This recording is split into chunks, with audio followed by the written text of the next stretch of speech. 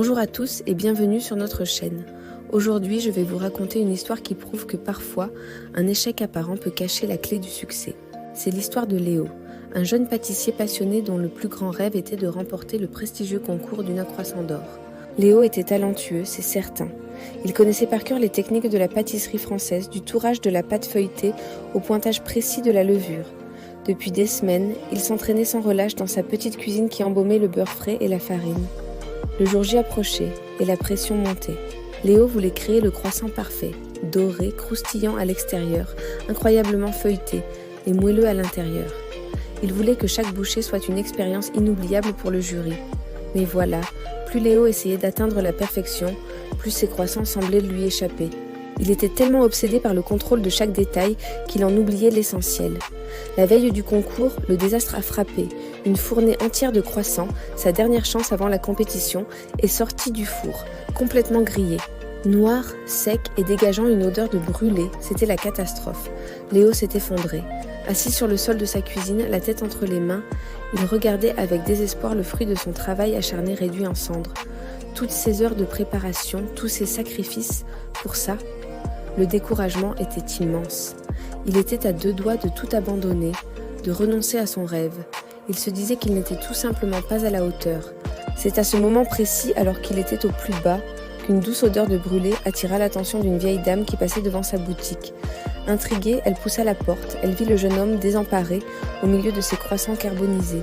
Elle s'approcha doucement, prit un des croissants grillés entre ses doigts et le regarda avec une étrange tendresse. Léo, un peu honteux, s'attendait à une remarque de pitié ou de moquerie.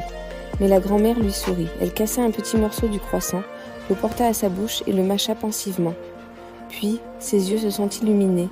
Elle a regardé Léo droit dans les yeux et lui a dit d'une voix douce « Mon garçon, ces croissants, ils ont le goût de la passion. » Léo fut stupéfait. Le goût de la passion ?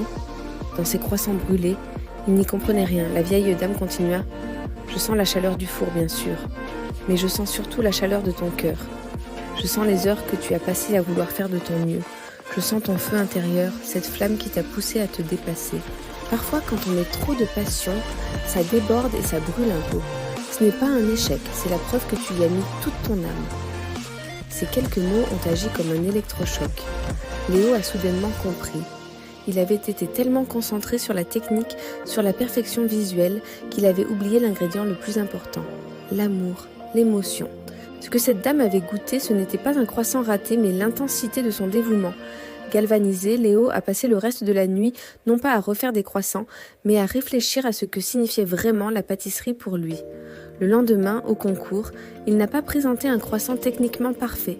Il a présenté un croissant passion. Légèrement plus doré que les autres, avec une note presque caramélisée, il racontait une histoire. Face au jury, il n'a pas parlé de technique. Il a parlé de son échec de la veille, de la rencontre avec cette grand-mère et de ce qu'il avait compris. Il a expliqué que ce croissant représentait sa passion ardente, celle qu'il avait presque consumée mais qui finalement l'avait révélée à lui-même. Le jury a été touché. En goûtant son croissant, ils n'ont pas seulement savouré une viennoiserie, ils ont goûté une histoire, une émotion, une authenticité. Et ce jour-là, Léo a remporté le croissant d'or. Cette histoire nous rappelle que nos imperfections et même nos échecs peuvent devenir nos plus grandes forces. Ils sont la preuve de notre engagement, de notre passion. Alors la prochaine fois que vous pensez avoir tout raté, souvenez-vous de Léo.